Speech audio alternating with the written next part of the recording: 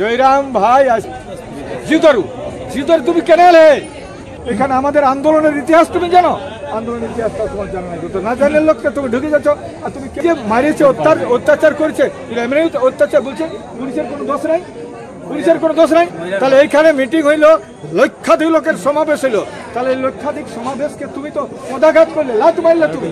কারণ এটা ছিল শুধু পুলিশের অত্যাচারের বিরুদ্ধে, সন্ত্রাসের বিরুদ্ধে। সেই সন্ত্রাসকে তুমি কি করলে? অগ্রাহ্য করলে, বলছে পুলিশের কোনো দোষ নাই। তাহলে তুমি কোনটা?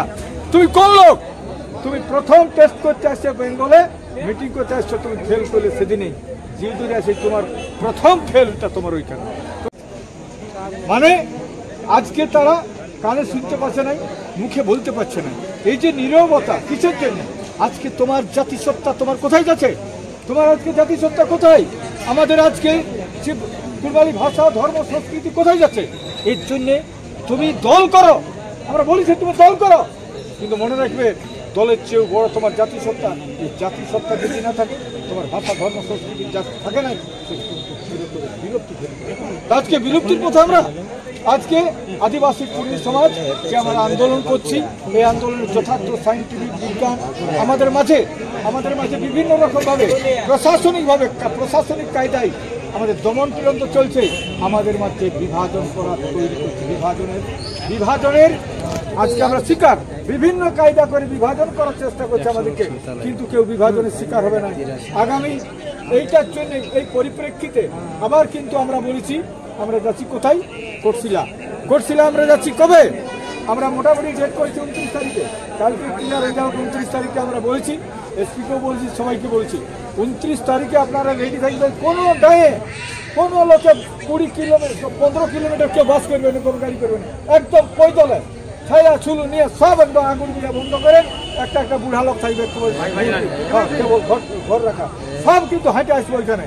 এবং সেদিন আমাদের 10টা কারা খুঁজবো আর 10টা গরু খুঁজবো। কারণ আমরা জেলেই ছিলি, দুর্গা পুজো গেছে, কিন্তু আমাদের বড় পরব ওঠে বান্দনা পরব। সেই বান্দনা পরবটা ঘুরিয়েকে আমরা করবো ওইখানে, ওই 29 তারিখ। সমস্ত 4 জেলার সমস্ত নেতৃত্বের কাছে অনুরোধ, 4 জেলার সমস্ত নেতৃত্বের কাছে অনুরোধ, আপনারা সবাই থাকবেন, সবাই আসবেন, সেদিন সবাই আসবেন। আর আমাদের মাঝে এই যে বিভিন্নভাবে প্রতিক্রিয়া তৈরি করা আছে, বিভিন্নভাবে আমাদের উপর আবার বড় প্লেয়ার আনা হচ্ছে বিভিন্ন কায়দা করে। এইগুলোর জন্য আপনারা ঠিক থাকবেন, কোনটা বড় প্লেয়ার আসছে, কে খেলতে আসছে, কীভাবে আসছে।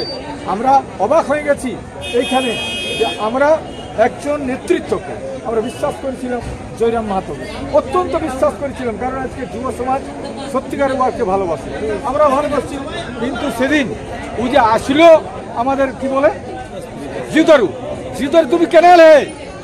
জয়রাম ভাই এসেছে ওখানে উৎপীড়িতের কাছে, যে গ্রামটায় অত্যাচারিতা পীড়িতা, সেই গ্রামে তুমি এসেছো। আর সেই গ্রাম থেকে তুমি বলছো, কি বলছো? যে পুলিশের কোনো দোষ নেই। তাহলে এই লোকগুলা কি ঢুকে দিয়েছিল এমনি? ওই লোকগুলো মার খান। একটা ছেলে এখন বললো, পুরা মারেছে দাদা, মাথায় মারি। এই যে মারিয়েছে, অত্যাচার করেছে, এমনি অত্যাচার বলছে, পুলিশের কোনো দোষ নাই, পুলিশের কোনো দোষ নাই। তাহলে এইখানে মিটিং হইলো, লক্ষাধিক লোকের সমাবেশ হইলো, তাহলে এই লক্ষাধিক সমাবেশকে তুমি তো পদাঘাত করলে, লাত মারলে তুমি। কারণ এটা ছিল শুধু পুলিশের অত্যাচারের বিরুদ্ধে, সন্ত্রাসের বিরুদ্ধে। সেই সন্ত্রাসকে তুমি কি করলে? অগ্রাহ্য করলে, বলছে পুলিশের কোনো দোষ নাই। তাহলে তুমি কোনটা? তুমি কোন লোক? তুমি প্রথম টেস্ট করতে আসছো বেঙ্গলে, মিটিং করতে আসছো, তুমি ফেল করলে সেদিনেই। যেহেতু আসে তোমার প্রথম ফেলটা তোমার ওইখানে। তোমার বলা দরকার যে অজিত মাহাতো আমাকে ডাকিয়েছিলাম, আসতে পারি নাই, আমাদের কাছে দেখা করার দরকার ছিল। এইখানে পুলিশ কিভাবে দমন পীড়ন করছে তুমি কি জানো? এখানে আমাদের আন্দোলনের ইতিহাস তুমি জানো? আন্দোলনের ইতিহাসটা তোমার জানা নাই, তো না জানলে লোককে তুমি ঢুকে যাচ্ছ। আর তুমি কে তোমাকে মানে তোমাকে কি করছে, কোনটা কি বলাচ্ছে, কে কি বলাচ্ছে, সেটা তুমি শিকার হয়ে যাচ্ছ। তো তুমি একজন শিক্ষিত ছেলে, পিএইচডি কি করছো, এত লেখাপড়ার ছেলে, আর তুমি আজকে তুমি সেই অন্যদিকে চলে গেলে, তো অত্যন্ত দুঃখের বিষয়, পরিশ্রমের বিষয়। এখন কথা হচ্ছে কে কি কোনটা করবে, কে বড় প্লেয়ার কাকে না হবে, এটার জন্য রেডি থাকো।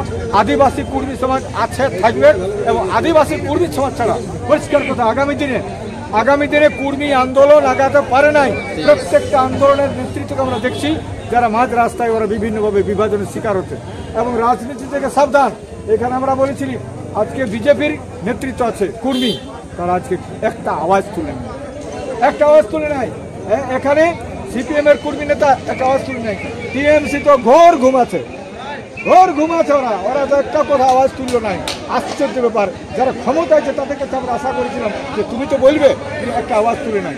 একমাত্র আমি বলবো ঝাড়খণ্ডে এই আমাদের সুরেশ মাহাতো, আমাদের সিপি চৌধুরী, আমাদের নরেন্দ্রনাথ মাহাতো এমএলএ বিজেপির, সেও গেছিল। আমাদের লম্বোদর মাহাতো, আমাদের সিপি চৌধুরী গেছিল। এবং সেদিন ওই যেদিন রেল ওভারে সেদিন আমাদের জয়রাম ভাইও ছিল। অতএব সেই জন্য তাকে ডাকেছিলাম। কিন্তু পেপারে এমন লিখছে বলে জয়রাম নাম করে এই লোকগুলা হয়েছে। আরে যেদিন আমাদের এই হুলহুলির টানে মিটিংটা করেছিল, কার নামটা করেছিল? কারো নাম ছিল না, কারো নাম ছিল না। একমাত্র আদিবাসী কর্মী সমাজের আন্দোলন, আর আদিবাসী কর্মী সমাজের আন্দোলনের মাঝেই মানুষ পৌঁছেছে। আর এখানেও পৌঁছলে আগামী দিনেও আন্দোলন হবে।